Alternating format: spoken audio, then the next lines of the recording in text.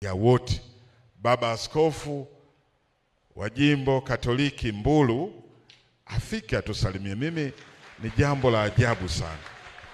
Karibu sana Baba Askofu, kwa niaba ya maaskofu wote, lakini kwa niaba ya kanisa Katoliki hapa Mbulu, mahali ambapo ninaona umoja wa makanisa ukifanya kazi kwa matendo. Mungu akubariki sana Baba Askofu, karibu sana. Asante. Mheshimiwa sana mkuu wa kanisa Askofu Dr. Alex Malasusa, waheshimiwa maaskofu wote wa KKT na maaskofu wenzangu ambao tumetoka makanisa na madhehebu mengine, kwa namna ya pekee siku ya leo Mheshimiwa Askofu John Nade pamoja na msaidizi wako Ezekiel Diame, waheshimiwa viongozi wengine wa serikali, wachungaji pamoja na jumuiya nzima ya wageni ambao tumealikwa siku ya leo, Bwana asifiwe.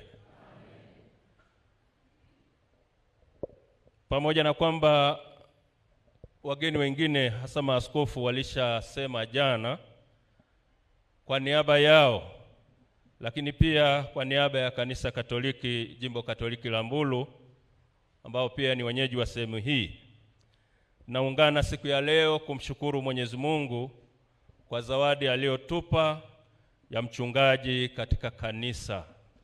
Naomba tumshukuru Mungu. Ninaungana na wengine wote waliosema katika kumpongeza yeye, lakini pia kupongeza kanisa la KKKT katika ujumla wake kwa kumpata mchungaji. Aidha, naipongeza pia jamii yetu ambayo pia imempata mhudumu muhimu wa kiroho katika nafasi ya huyo Askofu John Nade, askofu wa Dayosisi ya Mbulu. Naomba tumuombee baraka tele za Mwenyezi Mungu, afya njema ya mwili na roho katika utumishi wake. Tumtie moyo, tumpe ushauri na ushirikiano anaostahili. Pendwa Baba Askofu, umepewa wajibu wenye madai mengi katika wakati wetu. Tunaomba ujikabidhi mikononi mwa Mwenyezi Mungu ili uweze kufanikiwa. Kama ambavyo mmoja wa wasemaji pale mwanzoni alisema kwamba kupitia Zaburi ya 127 kwamba Mungu asipoijenga nyumba au asipoujenga mji, waujengao wanafanya kazi bure. Tunaomba umpe siku zote Mwenyezi Mungu nafasi ya kwanza. Pili, naomba uombe zawadi iliyo muhimu itakayo kusindikiza katika utume wako, wewe pamoja na msaidizi, lakini pia na wahudumu wengine.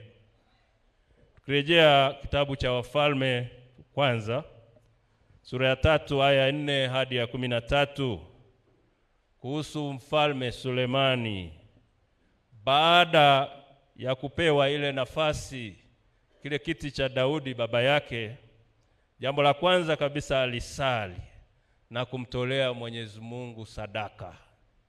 Gideoni wanasema pale alitoa sadaka ile ya kuteketezwa mara 1000.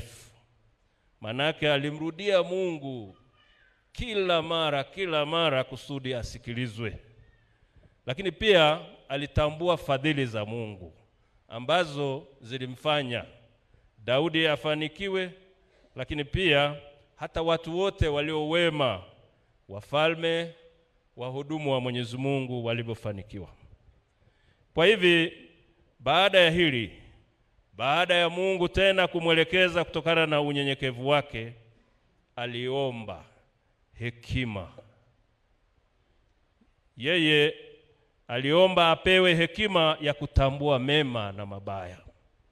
Tunaomba wakati wote umuombe Mwenyezi Mungu akusaidie kujalia hekima na busara katika kutimiza wajibu wako, ili yale utakayotenda yawe yale yanayompendeza Mwenyezi Mungu. Lakini pia ujitahidi wakati wote kutokuogopa. Mhubiri wetu alituambia kwamba usiogope katika kusema ukweli, katika kukemea dhambi wakati wote.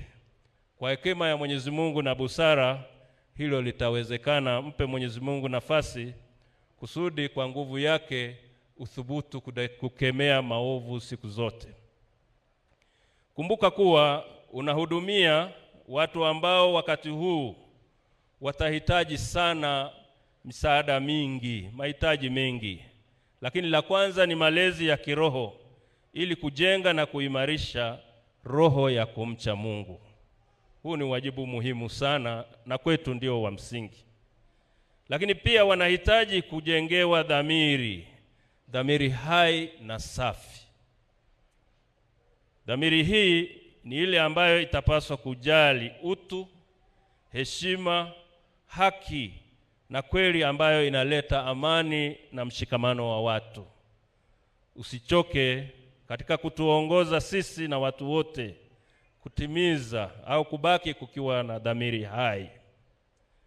Na tena ni jamii ambayo inahitaji kusindikizwa katika kujipatia maendeleo ya kimwili, lakini vile vile ya kiroho pamoja na yale ya mazingira. Maendeleo yanayohitaji ushirikiano wa wadau, wewe ukiwepo. Omba msaada wa Mungu na ushirikiano wa hawa bila kuwaacha nje, na hata ikiwemo serikali, ili kuhakikisha kwamba yale maono ambayo Mungu anakupa pamoja na ubunifu unaotakiwa utawafikia hawa ambao wanahitaji kusindikizwa katika nyanja hizo. Niishie tu hapa kwa sababu ya muda kwa siku ya leo. Niendelee kupongeza kanisa la KKKT kwa ujumla kwa kupata zawadi hii ya pekee na kulitakia utume mwema. Aidha niwashukuru wote kwa baraka ya siku ya leo katika maeneo yetu ya Mbulu na kuwaombea pia baraka na maisha mema. Asanteni sana kwa kunisikiliza.